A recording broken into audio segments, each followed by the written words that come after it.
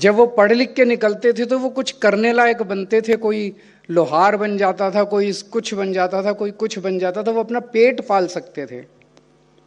Macaulay, और उस वक्त India was the most literate country in the world and England was the least literate country in the world. England के अंदर illiteracy बहुत ज्यादा थी, और 1840 में आने के बाद उन्होंने रियलाइज किया कि अगर इंडिया के एजुकेशन सिस्टम को डिमोलिश नहीं किया गया तो इंडिया को हम रूल नहीं कर सकते। और तब मैकॉले ये पूरा एजुकेशन का सिस्टम लेके आया, बीए, बीकॉम, ये वो, ये डिग्री, वो डिग्री, तब से चला आ रहा है ये सारा झंझट। उन्होंने ये सारा एजुकेशन सिस्टम इंडिया को डेवलप करने के लिए नहीं बनाया था, ये सारा एजुकेशन सिस्टम क्लर्क पैदा करने के लिए बनाया था, जो कि ब्रिटिश साम्राज्य के लिए क्लर्क पैदा करेगा। और ब्रिटिश साम्राज्य इन क्लर्कों को इस्तेमाल करके, पढ़े लिखे क्लर्कों को इस्तेमाल करके अपना काम चलाएगा। अनफॉर्चुनेटली आज़ादी के बाद हम लोगों ने अपना एजुकेशन सिस्टम नहीं बदला, और आज भी वही एजुकेशन सिस्टम चला रहा है। हम क्लर्क पैदा कर रहे हैं, डिग्रियां ले लेके घूम रहे हैं, बीए, एमए, ये वो, बीकॉम, बीएससी, नौकरी नहीं मिल रही, नौकरी ढूंढते फिर रहे हैं। और अभी जो श्रुति मैडम ने बोला वो बिल्कुल सही बोला। मान साहब ने भी बोला अगर प्रधानमंत्री के भी पेपर होना तो सारे, जैसे हम तो राजनीति में हैं, जब मैं राजनीति में आया इनकम टैक्स में मैं जॉइंट कमिश्नर होता था, नौकरी छोड़ी, राजनीति में आया, बहुत मेरे सारे बैचमेट्स को लगता था कि पागल हो गया, इसका दिमाग सनक गया। कई कई दिनों तक मेरे कई बैचमेट्स ने मेरे से बात ही नहीं की। हम एक ही बिल्डिंग में रहते थे, आईआरएस की बिल्डिंग थी, मेरी वाइफ भी आईआरएस ही थी, एक ही बिल्डिंग में लिफ्ट में मिल जाते थे, मुंह मोड़ लेते थे मेरे से,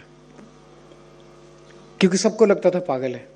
जब राजनीति में आए, राजनीति में अचानक चीफ मिनिस्टर बन गए, सक्सेसफुल हो गए। अब हम लोगों को, यूथ को बोलते हैं आओ राजनीति में आओ, देश आपको संभालना है, कोई नहीं आता। क्यों? कोई अपनी कंफर्टेबल नौकरी छोड़ना नहीं चाहता। No one wants to take a risk. एक अच्छी खासी नौकरी है, सुबह 9 बजे जाओ, 5 बजे आ जाओ, बच्चे पाल लो। ये सबसे बड़ा इस शिक्षा का हमारा वो है, ड्रॉबैक है कि हमने एक 17 साल के अंदर ऐसा बच्चों के अंदर वो भर दिया, रटो पेपर दो, रटो पेपर दो, अगले उसमें चले जाओ, फिर रटो, फिर पेपर दो, फिर अगले चले। वो ना रिस्क लेने के लिए तैयार है, ना कुछ करने के लिए तैयार है, ना आगे बढ़ने के लिए तैयार है। इसको ये ऐप तोड़ेगा। मैं प्रथम को ये कहना चाहता हूँ कि और कुछ हो या ना हो, अगर इस ऐप की लत पड़ गई, जैसे मुझे वो लड़की जो कंटेंट बनाने वो जिस तरह से पैशन के साथ बोल रही थी, और जिस तरह से दिल्ली के अंदर हमने एक बिजनेस ब्लास्टर्स प्रोग्राम शुरू किया था 11वीं और 12वीं के बच्चों को बिजनेस के लिए तैयार करने के लिए। 2.5 लाख बच्चे 12वीं क्लास में पढ़ते थे, 2.5 लाख की लगभग 50,000 टीम्स बनी थी, और हर बच्चा एक ना एक आइडिया के ऊपर काम कर रहा था, एक ना एक आइडिया के ऊपर काम कर रहा था। और कई बच्चों की टीम्स के साथ जब हम इंटरैक्ट करते थे, वो अपने आइडिया को लेके पागल हो गए थे, अपनी पढ़ाई लिखाई भी भूल गए थे, अपने वो उस आइडिया को, इस पे काम करना है, कोई चॉकलेट बना रहा है, कोई पेंटिंग्स कर रहा है, कोई कुछ बेच रहा है, कोई कुछ बेच रहा है, अपने आइडियाज को लेके ये पागलपन अगर हमने इस ऐप के जरिए क्रिएट कर दिया, इस एग्जामिनेशन वाले ढर्रे से हम बाहर निकल जाएंगे। ये बहुत बड़ा कंट्रीब्यूशन होगा मुझे लगता है इस ऐप का, कि इस ढर्रे से अपने को बाहर निकलना पड़ेगा। ये जो लत लग गई है ना, रटो पेपर दो, रटो पेपर दो, रटो पेपर दो, इसने हमारी पूरी की पूरी जनरेशन, पूरी के पूरे यूथ को खराब कर दिया हम लोगों के। तो एक तो ये, दूसरा ये सपना देगा आपको। अभी सपना क्या है? सपना है कि मैं ग्रेजुएशन करूंगा, फिर मैं यूपीएससी के पेपर दूंगा, बैंकिंग के पेपर दूंगा, लेबर इसके पेपर दूंगा, रेलवे के पेपर, कहीं नौकरी मिल जाएगी। ये कोई सपना नहीं है जिंदगी का। हर आदमी अपना एक आइडिया क्रिएट करेगा और उस आइडिया के ऊपर वर्क करेगा और उस आइडिया को वो सक्सेसफुल बनाने के लिए काम करेगा। ये उसका सपना होगा। ये ऐप उसको एक सपना देगा। ये बहुत बड़ी बात है। एग्जाम की साइकोलॉजी से बाहर निकालेगा। और सबसे खूबसूरत चीज ये है इसके ऐप की, जितने पैसे कमाओगे उतने नंबर मिलेंगे।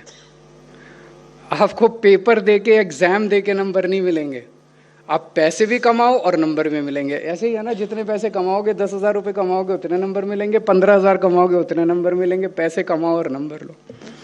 बहुत खूबसूरत। इसमें एक चीज़ डालनी पड़ेगी, इसमें किसी ना किसी तरह से हम लोगों को, बच्चों को एक्सीलेंस के लिए, मैं जिस भी फील्ड में, वो बच्ची कॉफ़ी तैयार करना चाहिए। You have to produce the best coffee in the country. ये आपका मिशन होना चाहिए, not just producing run of the mill coffee. केवल प्रॉफिट, इतना प्रॉफिट, इसमें घर चल जाएगा, that should not be your aim. आपको बेस्ट कॉफ़ी, आपकी ब्रांड जो है वो बेस्ट होनी चाहिए। सो वो एक पैशन अपने को क्रिएट करना पड़ेगा। I have to be the best in the country, in my area. ये हम लोगों को। और मैं समझ रहा था पंजाब के लोग, दे आर बॉर्न एंटरप्रेन्योर्स। एक चुटकुला चलता है कि किसी टाइम अगर चांद के ऊपर लाइफ हुई, कॉलोनी बसी, तो वहाँ सबसे पहले एक पंजाबी ढाबा खुलेगा। तो शायद इस ऐप को ट्राई करने के लिए पंजाब से अच्छी जगह नहीं हो सकती थी। शायद खोल ही रखा हो, अभी पता नहीं। तो इस ऐप को ट्राई करने के लिए और एक्सपेरिमेंट करने के लिए और सक्सेसफुल करने के लिए पंजाब से अच्छी जगह नहीं हो सकती थी।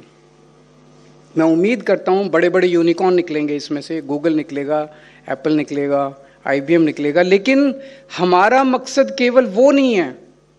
हमारा मकसद है छोटे छोटे छोटे छोटे बहुत सारे, ढेर सारे बिजनेसेस खुलें। वी शुड नॉट, इसकी असेसमेंट जो है ऐप की, कितने यूनिकॉर्न्स बने उससे नहीं होनी चाहिए। हमारी असेसमेंट ये होनी चाहिए कि कितने सक्सेसफुल वेंचर्स खुल गए, कितने सक्सेसफुल स्टार्टअप्स इस ऐप के जरिए खुले। अगर ये ऐप सक्सेसफुल हो जाता है, और भगवान करे हो, I am keeping my fingers crossed, अगर ये ऐप सक्सेसफुल हो जाता है और पूरे देश में जाता है, ये हमें चाइना से compete करने के लिए तैयार करेगा। ये मैं कोई ऐसे ही हवा में बात नहीं कर रहा, मैं बहुत सोच रहा था अभी बैठ के। चाइना में, आप में से बहुत सारे लोग हैं जो चाइना गए होंगे। वहां से, चाइना से जो लोग आते हैं वो क्या कहते हैं, यार वहां कोई भी स्पेसिफिकेशंस लेके चले जाओ, आपको वो प्रोडक्ट बना के दे देते हैं। यार वहां पे कोई भी प्राइस लेके चले जाओ कि मेरे को इतने का प्रोडक्ट चाहिए, वो उतने का प्रोडक्ट बना के दे देते हैं। वहां गली गली के अंदर एंटरप्रेन्योर्स बैठे हुए, हमारे यहाँ नहीं है। अगर इस ऐप ने ढेर सारे एंटरप्रेन्योर्स क्रिएट कर दिए, तो मुझे लगता है कि हम चाइना से compete करने, और भी कई चीजें करनी पड़ेगी। इंफ्रास्ट्रक्चर भी क्रिएट करना पड़ेगा, पॉलिसीज भी ठीक करनी पड़ेगी। पंजाब के अंदर कर रहे हैं। पंजाब के अंदर पिछले 7-8 महीने के अंदर जिस तरह से इंडस्ट्री के ऊपर काम हुआ है, इंफ्रास्ट्रक्चर क्रिएट हुआ, पॉलिसीज चेंज हुई हैं, हम उस दिशा में भी काम कर रहे हैं। लेकिन अंत पंत में एंटरप्रेन्योर्स तो चाहिए। एंटरप्रेन्योर्स होंगे, कुछ काम करने वाले होंगे, तभी तो। ये मुझे लगता है ये ऐप के अंदर इतनी बड़ी पोटेंशियल है कि अब ये ऐप जो है ये केवल कॉलेजेस तक लिमिटेड है, यूनिवर्सिटीज़ तक लिमिटेड है। अभी बताया गया कि शायद 20 यूनिवर्सिटीज़ और कुछ ITIs के अंदर है, और 2027-28 में सारी यूनिवर्सिटीज़ में चला जाएगा। बहुत सारे बच्चे हैं जो एजुकेशन सिस्टम के बाहर हैं, 12वीं के बाद पढ़ाई छोड़ देते हैं, 10वीं के बाद पढ़ाई छोड़ देते हैं। मैं भी मनीष जी से बात कर रहा था, उन सारे बच्चों को भी, उनको तो बेचारों को कोई नौकरी भी नहीं देता। उन सारे बच्चों को, और वो सबसे बड़े एंटरप्रेन्योर्स हैं, वो कुछ ना कुछ कर रहे हैं, कुछ ना कुछ कर रहे हैं अपने अपने। एक चाय वाला भी एंटरप्रेन्योर है, एक रिक्शे वाला भी एंटरप्रेन्योर है, एक हर आदमी जो काम कर रहा है वो एंटरप्रेन्योर। अगर हम किसी तरह से एक मॉड्यूल बना के, प्रथम if you can work on it, एक मॉड्यूल बना के गांव के बच्चों की कैपेसिटी को एनहेंस कर सकें, उनको, वो कर तो रहे हैं कुछ ना कुछ, अगर उनको और अच्छा बिजनेस बनाना सिखा सकें, मुझे लगता है कि पूरे पंजाब के अंदर हम खुशहाली का माहौल ले आएंगे। आज बहुत अच्छा लगा। I am still going back with my fingers crossed, praying to God कि भाई ये ऐप बिल्कुल सक्सेसफुल हो। इसमें बहुत रेवोल्यूशनरी पोटेंशियल है, बहुत बड़ा सपना देख के इस ऐप को बनाया गया है, और मैं उम्मीद करता हूँ कि ये ज़रूर सक्सेसफुल होगा। Thank you so much.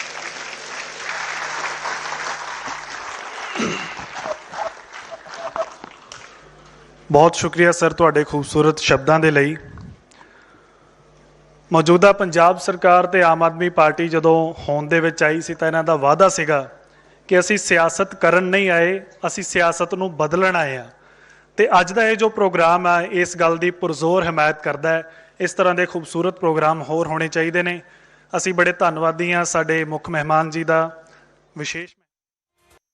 Firozpur ਤੋਂ ਹੈ ਜਿੱਥੇ ਸਕੂਲੀ ਬੱਚਿਆਂ ਨੂੰ ਕੋਰੀਅਰ ਬਣਾਇਆ ਜਾ ਰਿਹਾ ਹੈ। ਸਕੂਲੀ ਬੱਚਿਆਂ ਤੋਂ ਨਸ਼ਾ ਤਸਕਰ ਡਿਲੀਵਰੀ ਕਰਵਾ ਰਹੇ ਨੇ। 12ਵੀਂ ਕਲਾਸ ਦੇ ਇੱਕ ਵਿਦਿਆਰਥੀ ਦੇ ਬੈਗ ਦੇ ਵਿੱਚੋਂ ਪਿਸਟਲ ਨਿਕਲਿਆ। ਪਿੰਡ ਗੱਟੀ ਰਾਜੋਕੇ ਦੇ ਸਰਕਾਰੀ ਸਕੂਲ ਦਾ ਇਹ ਮਾਮਲਾ ਹੈ। ਪੁਲਿਸ ਨੇ ਮੌਕੇ ਤੇ ਪਹੁੰਚ ਕੇ ਪਿਸਟਲ ਜ਼ਬਤ ਕਰ ਲਿਆ। ਨਸ਼ਾ ਤਸਕਰ ਨੇ ਬੱਚੇ ਨੂੰ ਲਾਲਚ ਦਿੱਤਾ ਸੀ। ਜੋ ਪੁਲਿਸ ਨੇ ਜਾਣਕਾਰੀ ਦਿੱਤੀ ਹੈ ਕਿ ਬੱਚੇ ਨੂੰ 5000 ਰੁਪਏ ਦਾ ਲਾਲਚ ਦਿੱਤਾ ਗਿਆ ਸੀ ਕਿ ਪਿਸਟਲ ਕਿਸੇ ਜਗ੍ਹਾ ਤੇ ਡਿਲੀਵਰ ਕਰਨਾ, ਅੱਗੇ ਦੇਣਾ। ਇੱਕ ਸਕੂਲੀ ਬੱਚੇ ਦੇ ਬੈਗ ਦੇ ਵਿੱਚ ਪਾ ਦਿੱਤਾ ਗਿਆ। 5000 ਦਾ ਬੱਚੇ ਨੂੰ ਲਾਲਚ ਦਿੱਤਾ ਗਿਆ। ਸਕੂਲ ਦੇ ਵਿੱਚ ਪਤਾ ਲੱਗਿਆ ਗੱਟੀ ਰਾਜੋਕੇ ਪਿੰਡ ਹੈ ਜਿੱਥੋਂ ਦਾ ਸਰਕਾਰੀ ਸਕੂਲ ਸੀ, ਉੱਥੋਂ ਦਾ 12ਵੀਂ ਕਲਾਸ ਦਾ ਬੱਚਾ ਸੀ ਔਰ ਪੁਲਿਸ ਨੇ ਹੁਣ ਇਹ ਜਾਣਕਾਰੀ ਸਾਂਝੀ ਕੀਤੀ ਹੈ। ਮਨਦੀਪ ਕੁਮਾਰ ਮੇਰੇ ਸਹਿਯੋਗੀ जुड़े ने होर जानकारी के लिए। मनदीप, इस पूरे मामले पुलिस की कार्रवाई कर रही है, बच्चे नूं हिरासत च लिया?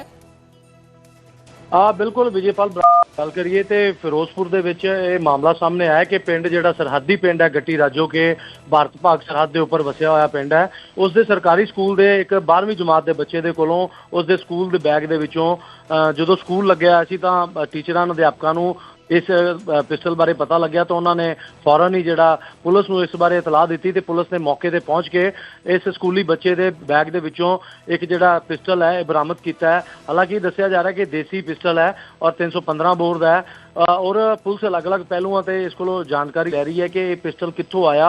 और होर तिकर ये जिहड़ी जानकारी मिली है कि इसनूं 5000 रुपए का लालच दिता गया सी और इसनूं ये पिस्टल अगे देने के लिए कहा गया सीगा, पर उस तो पहला ही जिहड़ा अध्यापकां नूं इसदी भिनक लग गई और अध्यापकां दे वल्लों जिहड़ा पुलिस नूं सूचित किया गया तो मौके पर जिहड़ा इस दे कोलों ये पिस्टल जिहड़ा बरामद किया गया है। और इत्थे भी निकल के सामने आया कि जदों हड़ां दे दौरान काफ़ी मात्रा दे विच हेरोइन की खेप ते हथियारां की खेप जिहड़ी है पाकिस्तान वालों जिहड़ी है भारतीय सरहद दे विच भेजी गई सी और हुण नशा तस्करां ने जिहड़े है इन्हां बच्चिआं नूं कोरियर बनाना शुरू कर दिता है और इन्हां स्कूली बच्चिआं दे बैग दे विच नशा जिहड़ा है ते हथियारां नूं जिहड़ा अपनी अगली जिहड़ी मंजिल ते कुछ पैसिਆਂ ਦਾ लालच दे के अगे पहुंचाया जा रहा है। हुण ये मामला सामने आया और पुलिस जिहड़ी है इस दे उपर जांच कर रही है। जी ते कोई बंदे ट्रेस कीते है? कौन बंदे सी? बच्चे ने कुछ दस्सिया कि कित्थों मिलिया सी उहनूं पिस्टल?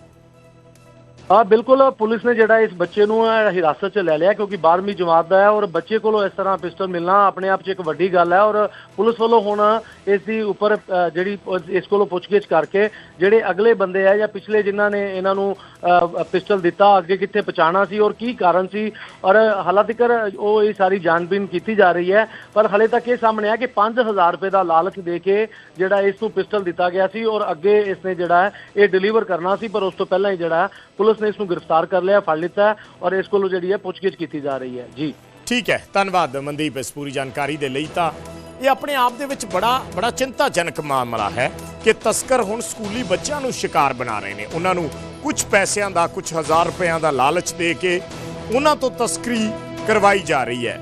ये मामला पुलिस के ध्यान दे विच आ गया। होर बहुत सारे ऐसे किन्ने मामले होणगे ਜਿਹੜੇ पुलिस की नज़र ਦੇ ਵਿੱਚ नहीं आए क्योंकि ਬੱਚਿਆਂ ਨੂੰ आम तौर पर सब ਨੂੰ पता है कि पुलिस चैक नहीं करती ਬੱਚੇ अपने स्कूल बैग ਦੇ ਵਿੱਚ ਕੀ ਲੈ ਕੇ ਜਾ ਰਹੇ ਨੇ और ਕਿਵੇਂ ਤਸਕਰ ਇਸ ਦਾ ਫਾਇਦਾ ਚੱਕਦੇ ਨੇ। ਇਹ ਬੜਾ ਗੰਭੀਰ ਵਿਸ਼ਾ ਬਣ ਚੁੱਕਿਆ ਰਹੇ। ਬੱਚੇ ਦੇ ਗੱਟੀ ਰਾਜੋਕੇ ਪਿੰਡ ਦੇ ਸਰਕਾਰੀ ਸਕੂਲ ਦੇ ਬੱਚੇ ਦੇ ਬੈਗ 'ਚੋਂ ਪਿਸਟਲ ਅਧਿਆਪਕਾਂ ਨੇ ਦੇਖ ਲਿਆ, ਉਹਨਾਂ ਨੇ ਪੁਲਿਸ ਨੂੰ ਸੂਚਿਤ ਕੀਤਾ, ਪੁਲਿਸ ਨੇ ਆ ਕੇ ਬੱਚੇ ਨੂੰ ਹਿਰਾਸਤ 'ਚ ਲਿਆ ਤੇ ਹੁਣ ਅੱਗੇ ਦੀ ਕਾਰਵਾਈ ਜਿਹੜੀ ਆ ਉਹ ਅਮਲ 'ਚ ਲਿਆਂਦੀ ਜਾ ਰਹੀ ਹੈ ਕਿ ਕੌਣ ਉਹ ਬੰਦੇ ਸੀ, ਕੌਣ ਉਹ ਵਿਅਕਤੀ ਸੀ ਜਿਨ੍ਹਾਂ ਨੇ इस बच्चे नूं लालच दिता, उसनूं पिस्टल दिता गया और कित्थे ये डिलीवर करना सी। ते गल करदे आम आदमी पार्टी के विधायक हरमीत सिंह पठान माजरा दी, जिन्हां दीयां मुश्किलां वधियां ने क्योंकि पटियाला कोर्ट ने पठान माजरा की जमानत अर्जी नूं खारिज कर दिता है। रेप का मामला पठान माजरा ते दर्ज होया और इस मामले दे विच पटियाला कोर्ट 'च जमानत पटीशन लाई गई सी जो कि खारिज हो गई। जिस दिन तो FIR दर्ज हुई है उस दिन तो पठान माजरा फरार चल रहे हैं। हरियाणा ਦੇ ਵਿੱਚ ਪਠਾਨ ਮਾਜਰਾ ਹੈਗੇ ਸੀ ਉਸ ਵੇਲੇ ਜਿਸ ਵੇਲੇ ਕੇਸ ਦਰਜ ਹੋਇਆ ਸੀ। ਉਸ ਤੋਂ ਬਾਅਦ ਪੰਜਾਬ ਪੁਲਿਸ ਪਠਾਨ ਮਾਜਰਾ ਨੂੰ ਗ੍ਰਿਫਤਾਰ ਕਰਨ ਪਹੁੰਚੀ ਸੀ ਪਰ ਉੱਥੇ ਪਠਾਨ ਮਾਜਰਾ ਪੁਲਿਸ ਨੂੰ ਚਕਮਾ ਦੇ ਕੇ ਨਿਕਲ ਗਏ ਔਰ ਉਸ ਤੋਂ ਬਾਅਦ ਅੱਜ ਤੱਕ ਪੁਲਿਸ ਦੇ ਹੱਥ ਨਹੀਂ ਆਏ। ਹਾਲਾਂਕਿ ਉਹਨਾਂ ਨੇ ਵਿੱਚ ਸਮੇਂ-ਸਮੇਂ ਤੇ ਕਈ ਵੀਡੀਓਜ਼ ਜਾਰੀ ਕੀਤੀਆਂ ਪਰ ਪੁਲਿਸ ਦੇ ਹੱਥ ਉਹ ਨਹੀਂ ਲੱਗੇ, ਨਾ ਹੀ ਪੁਲਿਸ ਉਹਨਾਂ ਨੂੰ ਟ੍ਰੇਸ ਕਰ ਪਾਈ ਤੇ ਹੁਣ ਪਟਿਆਲਾ ਕੋਰਟ ਨੇ ਉਹਨਾਂ ਦੀ ਜ਼ਮਾਨਤ ਪਟੀਸ਼ਨ ਖਾਰਿਜ ਕਰ ਦਿੱਤੀ ਹੈ। ਮਨੋਜ ਸ਼ਰਮਾ ਮੇਰੇ ਸਹਿਯੋਗੀ ਜੁੜੇ ਨੇ। मनोज की कुछ तर्क रहे कोर्ट दे विच इस पटीशन नूं लैके? विजय जी मैं दस दियां कि ਥੋੜਾ ਸਮਾਂ ਪਹਿਲਾਂ ਹੀ ਜਿਹੜਾ ਫੈਸਲਾ ਆਇਆ ਅਦਾਲਤ ਦਾ ਉਹਦੇ ਵਿੱਚ ਡਿਸਮਿਸ ਕਰ ਦਿੱਤੀ ਗਈ ਜਿਹੜੀ ਅਗਰਮ ਜ਼ਮਾਨਤੀ ਯਾਚਕਾ ਦਾਇਰ ਕੀਤੀ ਗਈ ਸੀ ਉਹਦੇ ਵਕੀਲਾਂ ਦੇ ਵੱਲੋਂ। ਤੇ ਉਹਦੇ ਵਿੱਚ ਪਹਿਲੀ ਗੱਲ ਇਹੀ ਹੈ ਕਿ ਇਹ ਜਿਹੜੇ ਵਕੀਲ ਨੇ, ਜੇ ਆਪਾਂ ਇਹ ਗੱਲ ਕਰੀਏ ਜਿਹੜੇ ਸਰਕਾਰੀ ਵਕੀਲ ਨੇ ਜਾਂ ਜਿਹੜਾ ਉਹ ਦੂਸਰਾ ਪੱਖ ਹੈ, ਉਹਨਾਂ ਨੇ ਇਹ ਗੱਲ ਕਹੀ ਸੀ ਕਿ ਉਹ ਲਗਾਤਾਰ ਫਰਾਰ ਚੱਲ ਰਹੇ ਨੇ ਤੇ ਉਹਦੀ ਜਿਹੜੀ ਗ੍ਰਿਫਤਾਰੀ ਹੈ ਉਹ ਜ਼ਰੂਰੀ ਹੈ ਤੇ ਜੇ ਅਗਾਊਂ ਜ਼ਮਾਨਤ ਮਿਲਦੀ ਹੈ ਤਾਂ ਉਹਦੇ ਵਿੱਚ ਹੋ ਸਕਦਾ ਕਿ ਉਹ ਸਹਿਯੋਗ ਨਾ ਕਰਨ। ਯਾਨੀ ਕਿ ਇਹ ਮੁੱਢਲੀਆਂ ਗੱਲਾਂ ਨੇ, ਕਿਉਂਕਿ ਹਜੇ ਜਿਹੜਾ ਪੂਰਾ ਫੈਸਲਾ ਹੈਗਾ ਕਿ ਜੱਜ ਸਾਹਿਬ ਨੇ ਆਪਣਾ ਫੈਸਲਾ ਦਿੱਤਾ ਹੋ ਜੇ ਆਉਣਾ, ਪਰ ਉਹਦੇ ਵਿੱਚ ਮੇਨ ਗੱਲ ਇਹੀ ਕਹੀ ਗਈ। ਦੂਜੀ ਗੱਲ, ਜਿਹੜੇ ਉਹਦੇ ਵਕੀਲ ਨੇ ਉਹਨਾਂ ਨਾਲ ਜਦੋਂ ਸਾਡੀ ਗੱਲ ਹੋਈ ਸੀ ਤਾਂ ਉਹਨਾਂ ਨੇ ਇਹ ਗੱਲ ਕਹੀ ਹੈ ਕਿ ਸਾਨੂੰ ਇਸੇ ਤਰ੍ਹਾਂ ਦੀ ਉਮੀਦ ਲੱਗ ਰਹੀ ਸੀ ਕਿ ਜਿਹੜਾ ਫੈਸਲਾ ਹੈਗਾ ਜੇ ਨਹੀਂ ਆਉਂਦਾ ਸਾਡੇ ਹੱਕ ਦੇ ਵਿੱਚ ਤਾਂ ਅਸੀਂ ਮਾਨਯੋਗ ਹਾਈ ਕੋਰਟ ਦਾ ਰੁਖ ਕਰਾਂਗੇ। ਸੋ ਅਸੀਂ 1-2 ਦਿਨ ਦੇ ਅੰਦਰ ਅੰਦਰ ਹੀ ਇਹ ਜਿਹੜੀ ਪਟੀਸ਼ਨ ਹੈਗੀ ਅਗਰਿਮ ਜ਼ਮਾਨਤ ਦੀ, ਅਗਾਊਂ ਜ਼ਮਾਨਤ ਦੀ, ਉਹ ਹਾਈ ਕੋਰਟ ਦੇ ਵਿੱਚ ਲਾਵਾਂਗੇ। ਤੇ ਸਾਨੂੰ ਉਮੀਦ ਹੈ ਕਿ ਜਿਹੜੇ ਤੱਤ ਅਸੀਂ ਇੱਥੇ ਰੱਖੇ ਨੇ ਹੋਰ ਵਧੀਆ ਤਰੀਕੇ ਨਾਲ ਉੱਥੇ ਰੱਖ ਕੇ ਮਜ਼ਬੂਤੀ ਦੇ ਨਾਲ ਜਿਹੜੀ ਅਗਾਊਂ ਜ਼ਮਾਨਤ ਯਾਚਕਾ ਸਾਡਾ ਫੈਸਲਾ ਉੱਥੇ ਸਾਡੇ ਹੱਕ ਦੇ ਵਿੱਚ ਹੋਊਗਾ।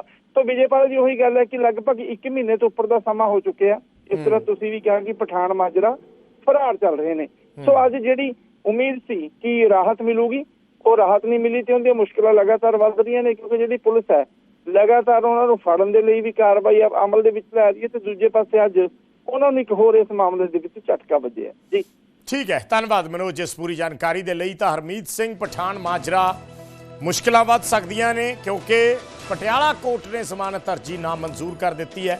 ਹੁਣ ਅੱਗੇ ਰਾਹ ਜਿਹੜਾ ਹੈ ਉਹ ਪਠਾਨ ਮਾਜਰਾ ਕੋਲ ਹਾਈ ਕੋਰਟ ਦਾ ਬਚਿਆ।